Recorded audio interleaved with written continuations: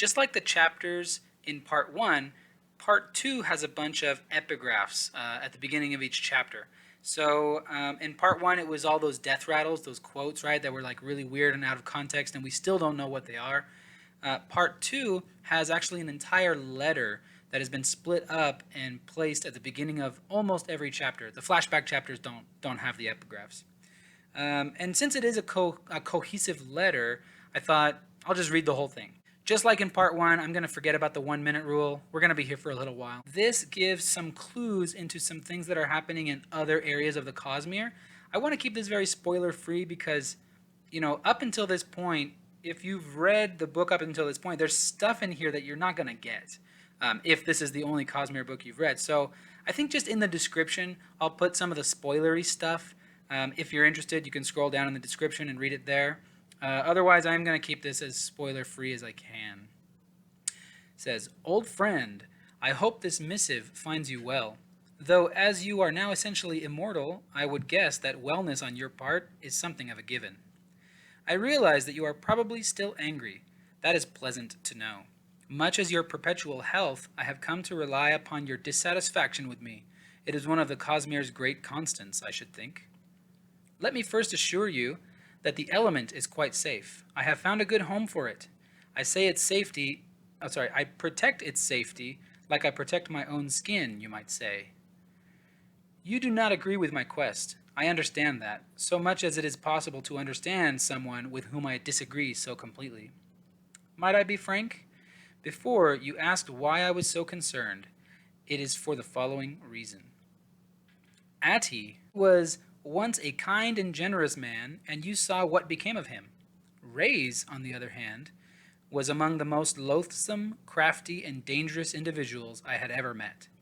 He holds the most frightening and terrible of all of the shards. Ponder on that for a time, you old reptile, and tell me if your insistence on non-intervention holds firm, because I assure you, Rayse will not be similarly inhibited. One need only to look at the aftermath of his brief visit to Cell to see proof of what I say.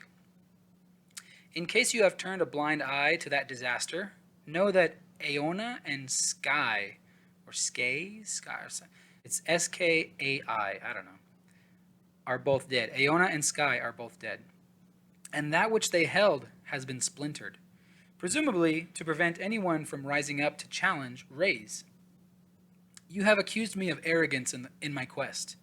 You have accused me of perpetuating my grudge against Rayse and Bavadin. Both accusations are true. Neither point makes the things I have written to you here untrue. I am being chased, your friends of the 17th Shard, I suspect. I believe they're still lost, following a false trail I left for them. They'll be happier that way. I doubt they have any inkling what to do with me should they actually catch me. If anything I have said makes a glimmer of sense to you, I trust that you'll call them off. Or maybe you could astound me and ask them to do something productive for once. For I have never been dedicated to a more important cause, and the very pillars of the sky will shake with the results of our war here. I ask again, support me. Do not stand aside and let disaster consume more lives. I've never begged you for something before, old friend. I do so now. I am going to, like I said, I want to keep this as spoiler-free as possible. So actually in the description, I'm only going to include spoilers from the actual books. To me, it's sort of silly. I don't want to say silly. It's not silly. To me, I just don't really like it very much when there's these clues and spoilery type things that people find out from asking Brandon at conventions, and then they post them online, and it's like, wait, where did you learn that? And they're like, oh, Brandon said it in a convention or something.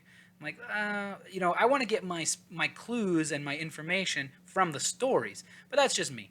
So everything I put in the description is all just going to be information from the books. Anyway, those are the epigraphs from part 2. And so if you want to know more about it, I guess just read in the description. Otherwise, I'll see you in the interludes.